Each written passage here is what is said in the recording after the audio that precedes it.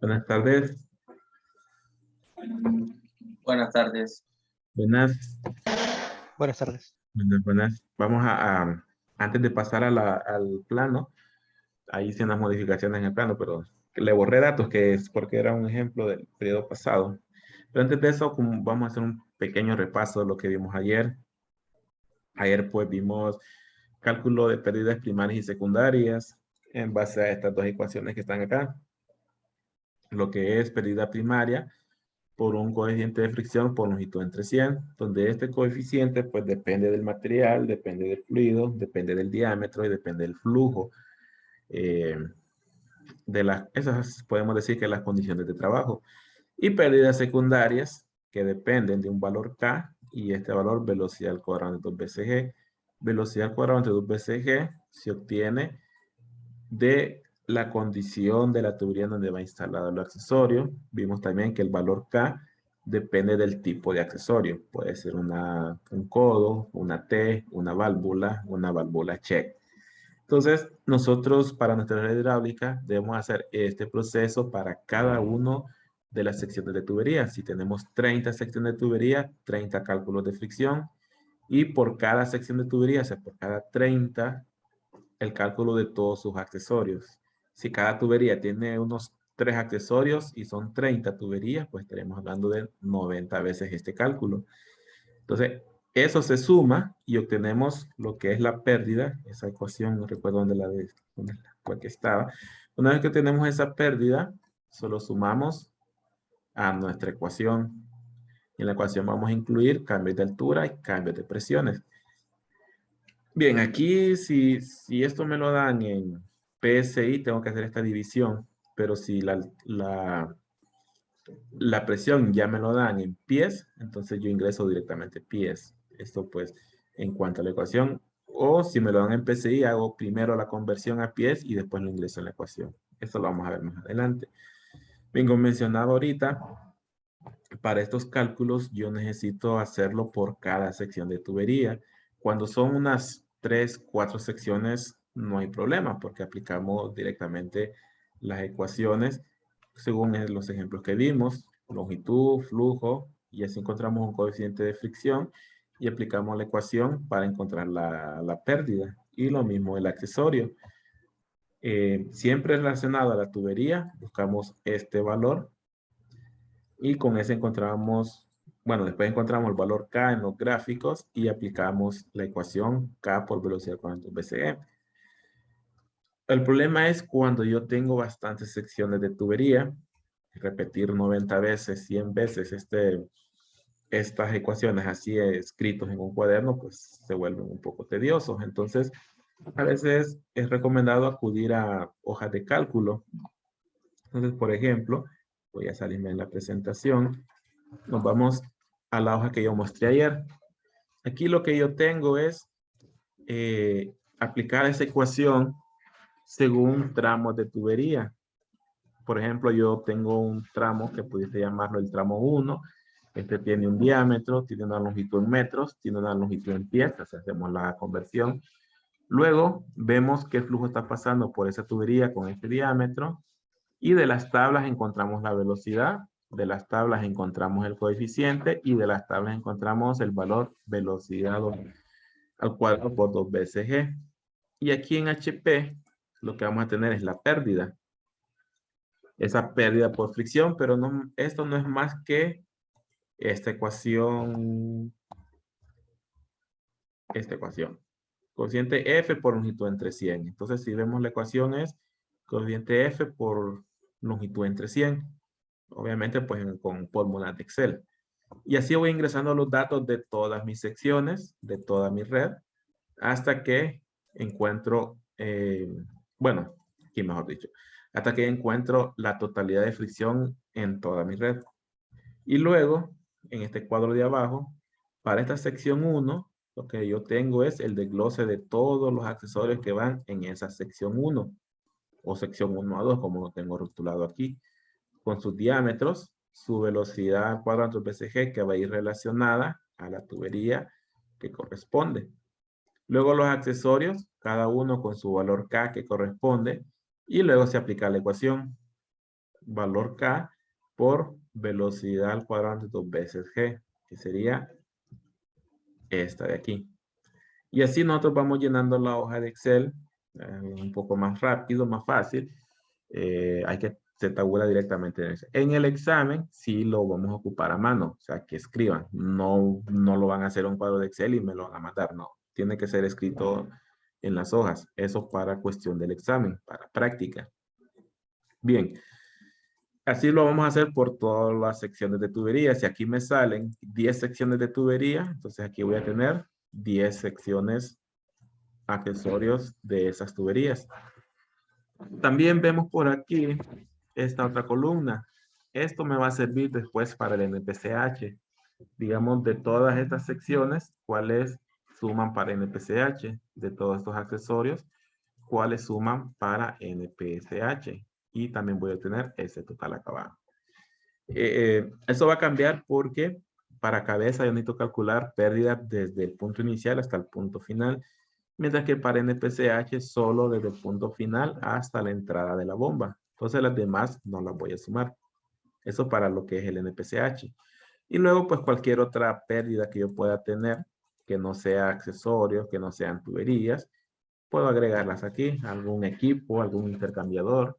Lo agregamos acá y por último pues vamos a tener toda la sumatoria de pérdidas.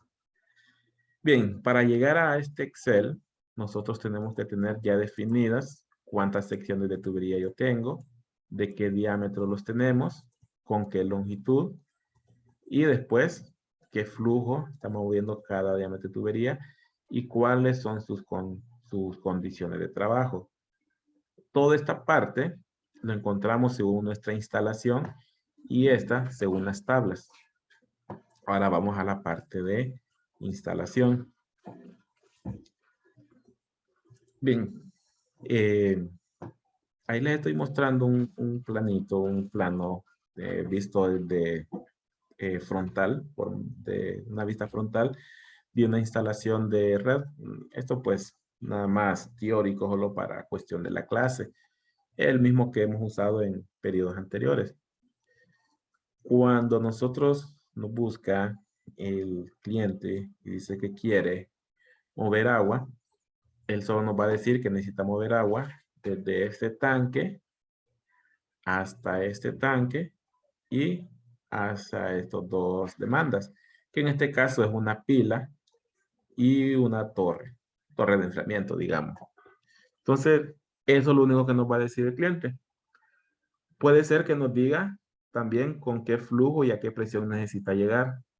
Por ejemplo, aquí a esta torre necesita llegar con 200 galones por minuto y que la presión sea 5 PSI. Aquí necesita llegar con 100 galones por minuto y una presión de 2.5 PSI. Y por último, que aquí debe llegar con 300 galones por minuto y 7.5 PSI. Y en un punto intermedio, de repente este cliente necesita que este tanque se llene con agua caliente. Entonces, en algún momento puede haber un intercambiador que gane calor de otra fuente y se utilice para calentar el agua que se está moviendo a través de este equipo. Entonces, eso es lo que pudiésemos tener. Entonces, ya la parte de nosotros es, primero, ¿dónde instalaríamos la bomba? Lo mejor es que las bombas siempre estén lo más cercano posible a lo que es la fuente de agua en este caso. Digamos, si puede estar directamente arriba, pues mejor. Si no, pues puede estar hacia un lado como está ahorita. Después, cuando nosotros calculemos el NTCH, vamos a determinar si esta bomba me trabaja bien o deberíamos de cambiar a una bomba tipo turbina, que lo que hace es que mueve el eje que está aquí a esta parte de abajo. Y ya este fluido juega a favor de la bomba y no en contra como está ahorita. Entonces digamos que se decidió que aquí adyacente estaría el cuarto de bombas. Luego tengo que definir la ruta. La ruta es pues la ruta de tuberías. Vamos a colocar mi red de tuberías desde la parte baja del tanque o de la cisterna sin llegar al fondo por completo para que esta succión no jale sedimentos. Luego pues nos conectamos con la menor cantidad de cambios de dirección y la menor cantidad de accesorios posibles a la succión de la bomba. Recordemos, según cuando vimos cavitación, estos accesorios restan pérdida al NPCH disponible y entre más pequeño, la bomba puede ser que necesite más y esta pueda empezar a cavitar. Luego salimos de la bomba en la descarga, puede ser que esta tubería se vaya aérea con soportes altos y lleguemos a la primera ruta que es, o le dejemos primero a la torre. De aquí sacamos un ramal con una tubería y depositamos aquí 200 galones por minuto. Luego continuamos y en este ramal dejamos otros 100 galones por minuto. Y luego lo que resta lo mandamos al intercambiador y una vez que se calentó lo mandamos al tanque elevado. Y aquí pues lo que tendríamos es un suministro de 300 galones. Entonces, esto sería la ruta. Obviamente, en campo se debe ver si esta ruta se puede llevar derecha, si hay que evadir una calle, si hay que evadir un edificio, si hay que hacer cambios de altura. Para eso, pues, se hace un levantamiento en campo. Y ahí puedo tener más accesorios, más codos. Aquí imaginemos que teníamos la ruta libre. Entonces, no tendríamos problemas en llevar esa ruta que tenemos ahí. Bien, una vez que definimos la ruta, ya definimos la bomba, en cuanto a dónde va a estar instalada. Por ahorita, pues decidimos en una bomba centrífuga. Después vamos a ver si nos trabaja bien la bomba centrífuga o debemos cambiarla. Bien. Después también vamos a seleccionar el motor, eficiencia, tamaño del impeller, diámetro de carga y descarga, pero para eso primero tenemos que saber qué flujo y qué cabeza va a manejar la bomba, que por aquí ya está rotulada, pero ¿cómo llegamos a eso? Entonces, tenemos que hacer primero una sumatoria de todos los flujos que debemos suministrar. Por ejemplo, voy a agarrar este multilíder y voy a definir que por esta tubería, ¿cuál es el flujo? ¿Cuál sería el flujo? Pues aquí solo va el flujo que debo suministrar al tanque elevado, que son 300 galones por minuto. Luego, voy a pasarlo también para abajo para que me quede rotulado abajo. Como aquí no he agregado ni he sacado ramales, el flujo sigue siendo el mismo. También en el intercambiador solamente caliento el flujo, pero no agrego ni quito flujo. Entonces, por aquí debería ir también el mismo flujo. Luego llegamos, bueno, aquí ya está rotulado, llegamos a este punto. Pero aquí va estos 300 galones hacia el tanque elevado y también los que estoy dejando en este ramal. Y en este ramal estoy dejando 100 galones. Entonces, por eso aquí está rotulado 400 galones, que debe ser la suma. Y por lo tanto, también en este ramal, lo que irían son Este ramal lo que iría son 100 galones.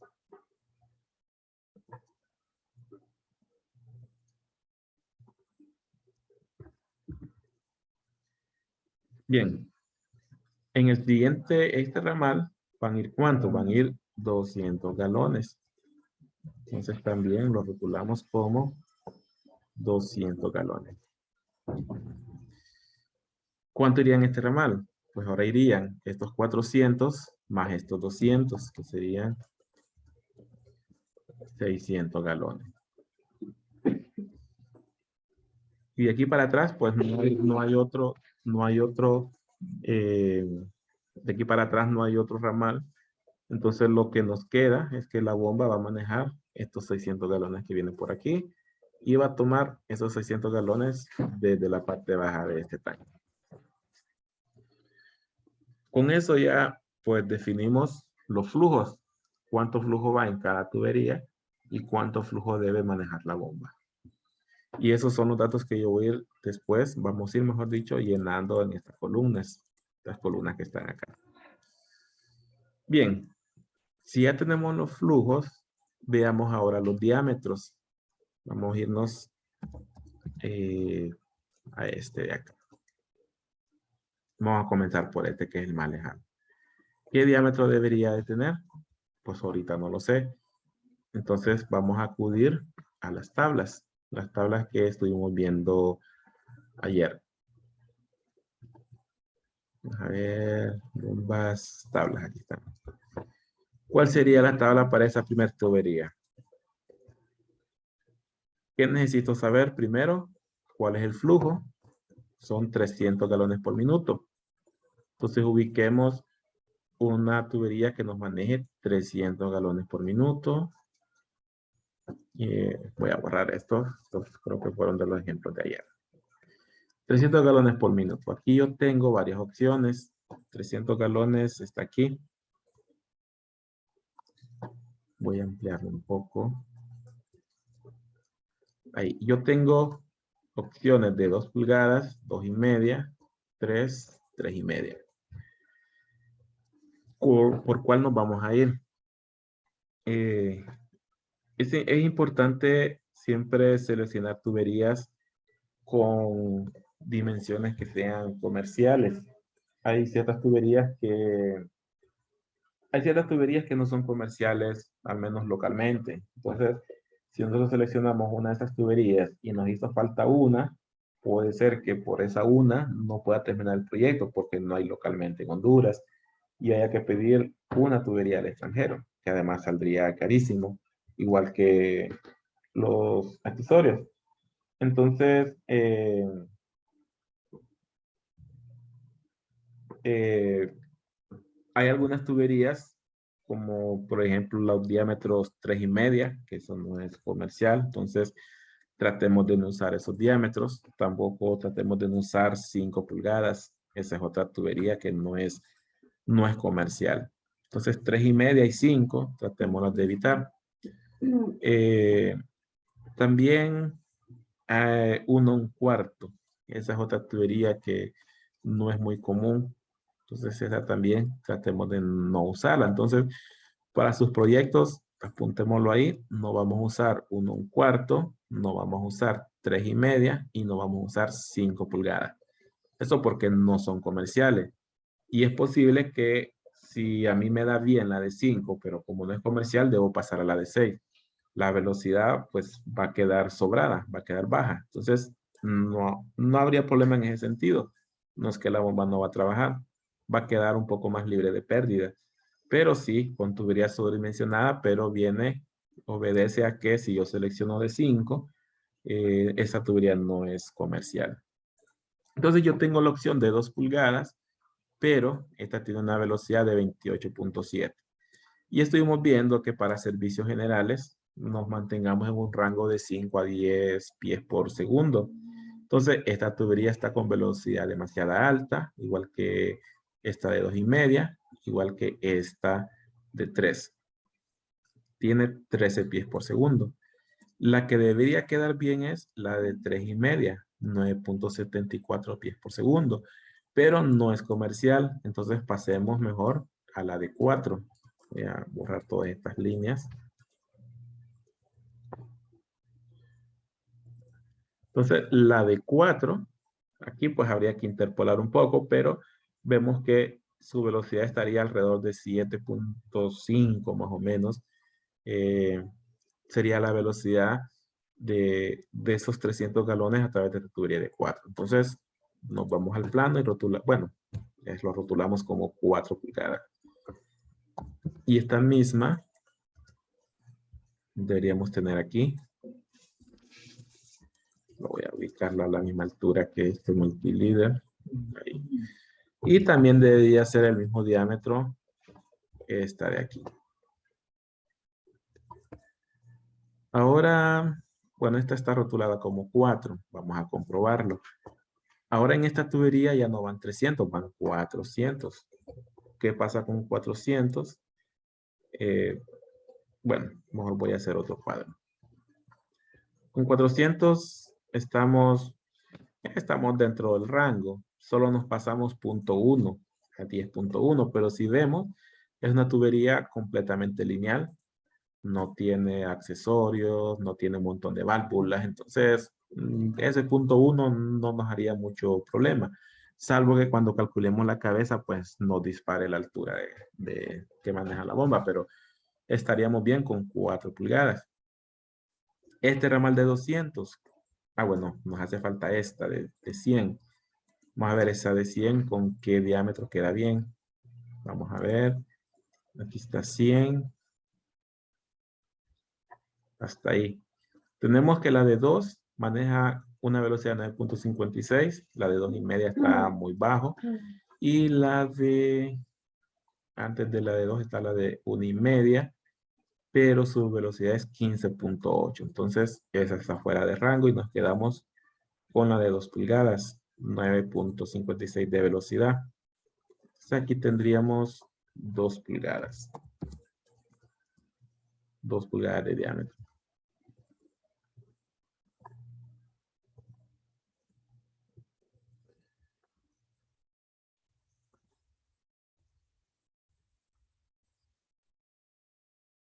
Este multilíder. Ahí está. 2 pulgadas. ¿Y este ramal cuánto sería? Este 200. 200 un poquito más abajo. Vamos a ver. Con 200 pulgadas, la velocidad para 2 pulgadas sería de 19.1. Está muy fuera de rango. La de 2,5, 13.4, está fuera de rango. Y la de 3 tiene 8.68. Esta está bien. Entonces, esta tendría una tubería con diámetro de 3 pulgadas. Bien. Y nos haría falta esta sección. Tenemos 600 galones. Veamos 600 galones. Tenemos aquí este rango. Hasta aquí. La tubería de 2, pues ni siquiera tiene datos. O sea que no cumple. No se podría. Tenemos esta de 3, 26 pies por segundo. Pasemos entonces a la de 4. La de 4 tendría una velocidad de 15.1. La de 5 tendría una velocidad de 9.62, pero no es comercial. Entonces pasamos a la de 6, que tendría una velocidad de 6.66. Entonces esta sería una tubería de 6 pulgadas. Y podemos considerar lo mismo antes de la bomba porque va el mismo flujo. Al menos que el NPCH no se cumpla, entonces pudiésemos pasar esta tubería a 8 pulgadas con tal de reducir lo que es la pérdida. Pero por ahorita la vamos a dejar de 6. Bien, una vez que ya tenemos las rutas, tenemos los flujos, tenemos la ubicación de la bomba y tenemos los diámetros, podríamos empezar a calcular pérdidas, pero vamos a hacer algo primero. Si vemos la hoja de Excel, yo tengo separado aquí en secciones. Entonces yo debería, antes de eso, separar en secciones, que aquí ya realmente ya está, se me olvidó borrarlo. Pero vamos a considerar una sección, toda aquella tubería que tiene el mismo diámetro, mismo flujo, Mismo diámetro y mismo flujo. Y hasta antes o después de un equipo, pudiésemos considerar sección de tuberías. Entonces, podríamos decir que la primera sección va a ser el tramo 1 hasta el tramo 2, que sería desde la succión en la parte de abajo del tanque hasta antes de la bomba. Ese sería el tramo 1 a 2. El siguiente tramo sería hasta esta T.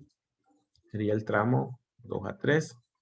Luego tendríamos este otro tramo, 3 a 4. Después de 4 a 5, que sería hasta antes del intercambiador. Y de 5 a 6, que sería hasta el tanque elevado. También pudiésemos definir los tramos 3 a 7 para la torre y el tramo 4 a 8 para la pila. En sí lo que hacemos es seccionar las tuberías en lo más común posible en cuanto a diámetro y flujo. Si es el mismo diámetro pero cambia de flujo, tenemos que cambiar o seccionar, porque ya no se cumpliría el mismo coeficiente de fricción, ni la misma velocidad, ni el mismo valor velocidad al cuadrado entre 2 veces g. Entonces, la idea es seccionar en los tramos en que esas tres velocidades, esas tres condiciones, perdón, sean la misma, sean constantes. Bien. Luego de seccionar esto, cuando veamos el software, a estos puntos, inicio de este tramo y este final, lo vamos a llamar nodos. Este sería el nodo 1, este sería el nodo 2, este sería el nodo 3. Eso porque en el software así considera el punto donde termina una sección y comienza otra. Bien. Otro valor que vamos a ocupar, pues, es la superficie del agua inferior. Lo vamos a llamar punto A. Superficie del agua superior la vamos a llamar punto 6. Luego, ¿qué más nos haría falta? Ahora, antes de empezar otra vez, o continuar mejor dicho, debemos saber qué accesorios tenemos en cada tramo. Uno de ellos pues son los debidos a poder seguir la ruta, como los cambios de dirección y las ramificaciones, cambios de sección transversal, reducciones. Pero también están los accesorios que nosotros definimos, ya sea para funcionamiento del sistema o para protección de los equipos. Entonces, por ejemplo, veamos la bomba. Aquí vamos a ver algunos accesorios que aquí tenemos algunos accesorios que son de los que nosotros ya hablamos. Nosotros ya vimos algunos en la presentación y explicamos para qué ocasiones los usamos. Entonces, la idea es aplicar esos conceptos que aprendimos. Por ejemplo, tenemos aquí la bomba. Mencionamos en algún momento que si esta bomba va a mantenimiento, es importante que esta bomba poderla desarmar sin tener que vaciar el sistema. Entonces, colocamos una válvula de cierre después y una válvula de cierre antes. Lo cerramos y ya puedo desarmar la bomba. Lo único que se va a vaciar es estos tramos de aquí. Bueno, por aquí se me ha olvidado, hay un cuadro de simbología, porque ahorita quizás no sepamos qué es esto, qué es esto, qué es esto. Entonces aquí hay un plano de simbología solo para que estemos al tanto qué es cada símbolo. Este símbolo es el símbolo de una válvula con puerta blindada. Este, como con una flecha, es el símbolo de una válvula antirretorno. Este es el símbolo de una junta flexible. Este es el símbolo de un filtro strainer. Este es el de un manómetro y este es el de un termómetro. La junta flexible, quizás no hayan tablas en las tablas de PDF para las pérdidas. Entonces es posible que haya que recurrir a catálogos de fabricantes para ver, ellos quizás ya hicieron sus pruebas y ellos ya determinaron cuáles son las pérdidas de este accesorio. Digamos que ya hicimos eso y el manual de fabricante me dice que esta junta tiene una pérdida de 0.1 pies de columna de agua. Este es un filtro strainer, que eso también lo vimos anteriormente, y podemos definir que tiene una pérdida de 0.25 pies. Esto pues porque lo hayamos buscado en el manual de fabricante. Luego el manómetro y termómetro, que su pérdida que producen pues es mínima, es bien pequeña. Entonces no lo vamos a considerar. Bien, entonces continuando, después de definir accesorios para poder darle mantenimiento a la bomba, pudiésemos tener, debemos proteger que a la bomba no le entre suciedad o partículas grandes de sucio como arenilla o piedras, más que esta tubería viene de un pozo o de una cisterna. Entonces colocamos un filtro strainer por acá. Este es el símbolo del filtro strainer. También, para evitar de que la columna que se retorne de repente, se retorne de forma espontánea, golpee la bomba, colocamos esta válvula check para evitar que esa columna se regrese. O que si hay otra bomba a la par, no induzca a esta bomba a que el fluido se mueva en sentido contrario. Entonces colocamos esta válvula check aquí. ¿Qué más? Bueno, también para evitar que cualquier vibración que pudiese tener la bomba se transmita a la tubería y puede ir aflojando pernos o soportes, colocamos juntas flexibles antes y después. Antes y después de la tubería, colocamos esas juntas flexibles. Y también pudiésemos, por cuestión de monitoreo de mantenimiento, determinar qué presiones hay antes y después de la bomba. Y eso sería pues con manómetros. Y en muchas ocasiones se colocan termómetros también, aunque la bomba pues no debería producir cambios de temperatura, pero al menos para saber a qué temperatura va el flujo, podríamos tener termómetros antes y después. Bien, eso en cuanto a la bomba. Otros accesorios que deberíamos tener es, y eso lo vimos también cuando yo estoy succionando desde una cisterna o un pozo, yo debería tener aquí una válvula, creo que era piedra alcachofa que llamaban en la presentación, pero es no más que una válvula check combinada con un filtro. O sea, en esta ruta tendríamos doble filtro, el filtro que está antes de la bomba y el filtro que estaría en la parte de abajo con esta pérdida. La pérdida pues sacado del manual del fabricante. Luego continuamos, tendríamos codos para cambios de dirección, otros codos por acá, estas T's, y vamos al intercambiador. También pudiésemos tener algún tipo de vibración, entonces deberíamos de colocar también puntas flexibles. Si le hago mantenimiento, al igual que la bomba, yo pudiese desarmarlo, pero evitando que se bote el agua que está en la tubería. Entonces colocamos también válvulas de cierre, que en este caso son válvulas con puerta. Este es un intercambiador, produce una caída de presión. Quisiera monitorear porque al alcanzar ciertos límites puede indicar de que ya está sucio y se necesita limpiar. Entonces colocamos estos manómetros, perdón. Y el intercambiador sí cambia la temperatura. Entonces tenemos termómetros antes y después para ver qué temperaturas estoy logrando con el equipo.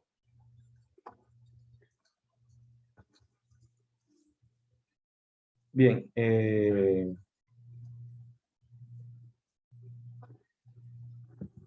más podríamos tener aquí? Bueno, por ahorita tendríamos estos. Y vámonos al tanque en la parte superior. Aquí pues pudiésemos tener válvulas de cierre para, digamos, en algún momento no se ocupa ya llenar aquí el tanque, que esta válvula se cierre y ya no permito que se siga llenando para evitar que se rebalse. Pudiésemos tener válvulas también en la que es la pila para el mismo concepto. Si ya llegó a un nivel alto, pues que se cierre y ya no se necesita, ya no corre el riesgo de que se rebalse, lo mismo que la torre de enfriamiento. Podemos tener esas válvulas por ahí. Luego, bueno, ya tenemos definidos los accesorios. Tenemos la ruta, los diámetros, los flujos. Tenemos los accesorios en las bombas, en el intercambiador, en la torre, en la pila y en la parte inferior del tanque. Con eso yo pudiese llenar número de tramos de tubería, los flujos. Con eso yo encontrar velocidades, coeficientes y velocidad al parámetro BCG y poder encontrar las piedras por fricción. También ya pudiese llenar los accesorios con su diámetro, tipo de accesorio con su diámetro, el valor velocidad cuadrada de BCG que le corresponde, el valor K que le corresponde para encontrar las pérdidas secundarias. Si vemos aquí, hay unos valores que están vacíos. Esto es porque estos son accesorios que yo ya tengo la pérdida directamente de un catálogo y no necesito aplicar la fórmula. Entonces, por eso está aquí ingresado manualmente, mientras que esta sí está con la fórmula, con la ecuación que vimos. Y bueno, el intercambiador que también genera una pérdida, ingresado directamente por fórmula, porque quizás ya el fabricante me mandó su catálogo donde dice qué pérdida tiene para el flujo que está manejando. Y hay un dato adicional que me hace falta, que son las longitudes. Yo lo necesito en pies para mi ecuación, pero si lo tengo en metros, pues lo que hacemos es la conversión. Yo por eso agregué aquí esa columna, solo para saber que del plano yo voy a obtener metros, pero yo necesito pies en mi hoja de Excel para las ecuaciones, como vimos el día de ayer. Entonces, eso tenemos que hacerlo desde nuestro plano o midiendo en sitio. Entonces, necesitamos rotular esas distancias. Entonces, por ejemplo, voy a activar aquí. Aquí está. Voy a activar esas distancias. Distancia de esta tubería hasta aquí. Aproximadamente 8.66 metros. Más esta distancia hasta aquí. Vamos a rotular esta también. Vamos a tener que rotular todas las distancias de todas mis secciones de tubería. Porque estas tengo que ingresarlas después para calcular el coeficiente de fricción. Y vamos a considerar la distancia total, no solo distancias horizontales, sino que tenemos que considerar distancias verticales también. Para cambios de altura. Cambios de altura para sumarlos a la distancia total. Y tendríamos estas últimas dos distancias aquí y esta. 2.75. Todos están en metros, entonces por eso es que nosotros agregamos aquí esta columna para hacer la conversión de metros a pies. Bueno, ahí están rotuladas distancias. Bueno, me harían falta estas. Vamos a ver, mañana, no, el lunes, vamos a ver que estas distancias que yo estoy rotulando ahorita, esas no se consideran. Ni los accesorios, ni las pérdidas secundarias, ni la fricción de toda esa tubería. El lunes vamos a explicar por qué. Pero ese es un concepto de flujos paralelos, como vimos en mecánica de fluidos, concepto de flujos paralelos que yo solo considero la ruta más lejana para mi red. Bien, entonces, con esto ya tendríamos para poder empezar a calcular las pérdidas con las tablas y con la hoja de Excel. Entonces, bueno, nos quedaríamos, aquí vamos a terminar la clase. El lunes vamos a continuar ya ingresando esos valores en la hoja de Excel. Les voy a mandar, bueno, está el archivo, creo que está en la plataforma, pero posiblemente haya algún cambio porque, bueno, ahorita vimos que lo borré todo y lo volvimos a hacer. Entonces, no les voy a mandar este al WhatsApp y con este trabajamos. Recomendaría que lo borren todo y lo hagan desde cero para que practiquen. O pueden cambiarle flujos y probar, ir calculando.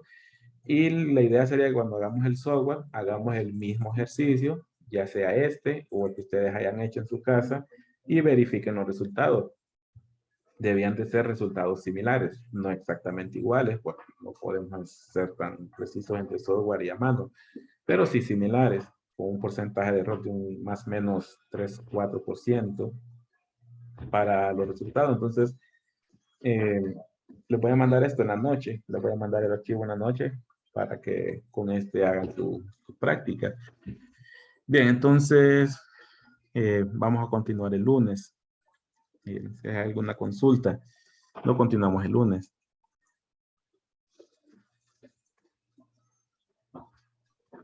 Buenas tardes.